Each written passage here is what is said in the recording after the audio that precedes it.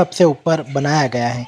महाराणा प्रताप की जन्मस्थली कुंभलगढ़ एक तरह से मेवाड़ की संकटकालीन राजधानी भी रहा है। महाराणा कुंभा से लेकर महाराणा राज सिंह के समय तक मेवाड़ पर हुए आक्रमणों के समय राज परिवार इसी दुर्ग में रहा करता था। यहीं पर कुंवर पृथ्वीराज और राणा सांगा का बचपन बीता था। दोस्तों, महाराणा उदय सिंह को भी पन्ना धाई ने इसी दुर्ग में छिपाकर पालन पोषण किया था।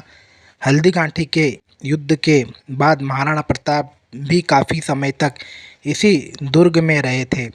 इस दुर्ग में बनने के बाद ही इस पर आक्रमण शुरू हो गए थे, लेकिन एक बार को छोड़कर यह दुर्ग प्राय अजय ही रहा है।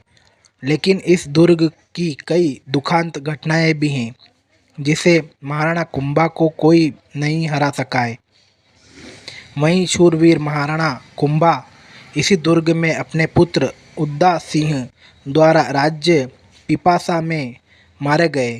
कुल दुर्ग ऐतिहासिक विरासत की शान है और शूरवीरों की तीर्थ स्थली भी इसे कहा गया है।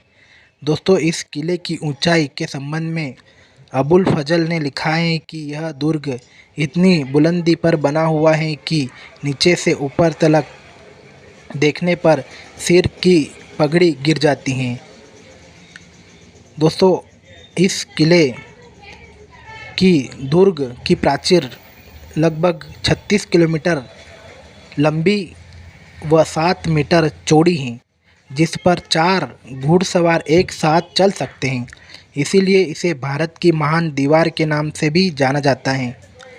दोस्तों, किले के उत्तर की तरफ का पैदल रास्ता टुंटिया का होंडा तथा पूर्व की तरफ हाथी गुड़ा की नाल में उतरने का रास्ता दाही वहाँ कहलाता था।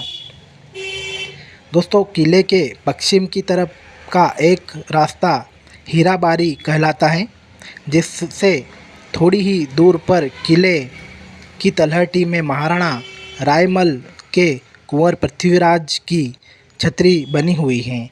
इसे उड़ना राजकुमार के नाम से भी जाना जाता है। पृथ्वीराज स्मारक पर लगे लेख में पृथ्वीराज के घोड़े का नाम साहण दिया गया था। दोस्तों, किले में घुसने के लिए आरेठ पोल, हल्ला पोल, हनुमान पोल तथा विजय पोल आदि दरवाजे आते हैं। कुंभलगढ़ के किले के भीतर एक लघु दुर्ग कटारगढ़ भी स्थित है, जिसमें झाली रानी का मिलिया महल भी प्रमुख है। इस दुर्ग